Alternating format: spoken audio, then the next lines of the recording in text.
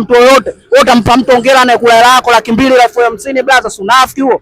Eti hongera mtu fulani, utampa hongera nani? Hongera najipa mimi mwenyewe kwa ajili ya kuforce, kwa ajili ya kupambana na mzazi wangu ananitakia mema. Sawa, sasa wewe unatamani kwenye biashara yenu hapa aweje au mboreshwe nini kwenye ile eneo la biashara yenu? Sio tuache blaza, tufanye mazingira yetu ya biashara, au kama wanataka kutuboreshea baridi na mifumo yenu ya kutwekea baridi.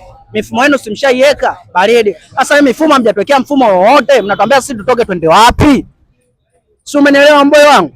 Yaani si wenyewe akamundu wenyewe hapo tunaumia, tunasaka kichwa. Sema ndio hivyo, si wenyewe tunakwambia hakuna kulia mama, sema maisha yote tuna force. Sema kutoka kifofo uongo. Wewe mara mwisho kupelekwa au kuchukuliwa nguo zako au kuvunjiwa ilikuwa ni lini? Moyo mimi kamundu sijanasa. Sina kuelekeza mimi sijanasa, amenasa familia zangu huyu na mboyo wangu huyo hapa, umemuona? Sera kanuna ndio amenasa. Walikaa kizembe wakanasa, si siku hiyo sisi tuliwasha, tulikimbia. Unajua? So wiki 2 zilizopita kabla ilikuwa siku ya Eid, kabla siku ya Eid, siku ya Eid kesho kutwa watu wanakamatwa leo. Tumetoa 200,000 tumechanga blaza. Ukiacha changamoto, labda changamoto gani ambayo inawasibu hapa? Si hatuna changamoto yoyote blaza, si changamoto serikali. Basi changamoto yenu serikali isikie tu vilio vyetu. Alafu sisi wanyonge tunapoongea wao wanatakiwa kae chini yaani wafikirie na waangalie kwamba wanyonge wanalalamika kuhusu mazingira gani. Mazingira wale mablaza wajua walalamika hawaoni hivyo kutokana nao wanakaa kwenye viti vya kuzunguka wanaje kwenye AC. Kwa hiyo changamoto za huku jua hawaoni. Mgambo nakuja hapa mgambo akampa 5,000 ili uuze siku nzima. Yaani mimi nikugewe mgambo 5,000 for sake nini? Mgambo atukugei chochote, wewe chochote kama kufanya wewe fanya. Si hatutoki kifofo. Hayo tu blaza. Mimi nimefurahi sana kupiga story na wewe mwanangu, nime experience changamoto tofauti. Baridi blaza, naenda kama tunapaka moto. Sio afikishio blaza. Kwa imani hapo. Sera wangu ana. Yes, leo nimekuja maeneo ya Kariakoo niweze kupiga story na wajasiriamali ambao wao wanajihusisha na biashara za uuzaji wa nguo. Nimekutana na brother zangu hapa mmoja. Inakuaje? Kama kawa niaje bro? Mambo yanaendaje? Ase fresh. Uko fresh? Full. Natamani nijue changamoto ambazo nyie mnapitia kwenye biashara yenu kama nyie vijana. Asante sana bro.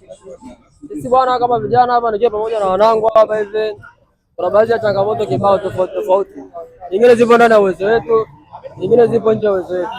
Kwa zile ambazo ziko ndani ya uwezo wetu sisi tunapambana nazo, ambazo ziko nje ya uwezo wetu tunaishi hivyo ili mradi siku ziende. Ila kiukweli changamoto zipo. Ni changamoto gani kubwa ambayo huwezi kuisahau kwenye maisha yako?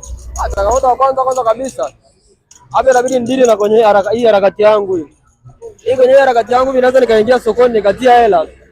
Japo stela nyingi, hela kidogo tu. Lakini target zangu nakuwa nataka nikija hapa nipate chochote. Sometimes unakuja hapa unashangaa biashara inabuma.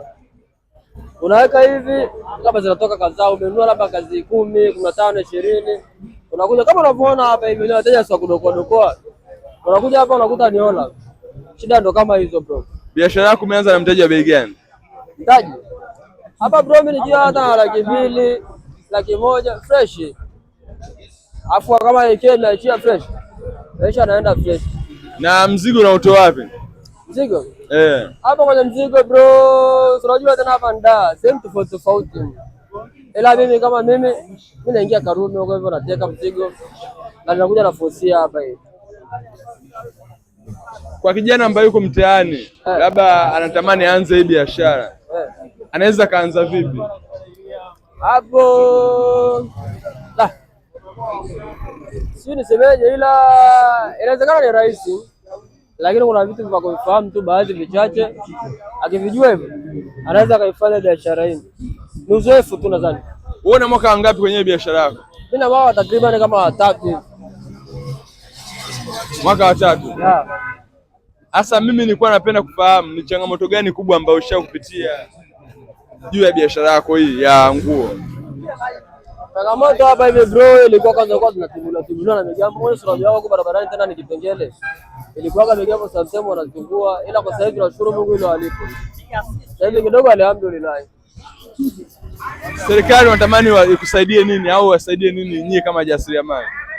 Hapa sisi kama jasiriamali bwana, ungetuona tu na ingetufanyia wepesi pale mahali panahitaji wepesi, kwa sababu kuna vipengele vingine viko kibao hapa hivi. Yaani nikisema ni kuhadisia ama kwa haraka haraka hapa naweza nikakurupuka kwa maana nikaviacha kwa hivyo nikavitaja vile ambao si vaccine. Ila kwa mfano tunapata muda tunaorodhesha tuna nini vipo kibao. Umesema unakuita nani? Anita Yason. Yason. Eh. Okay.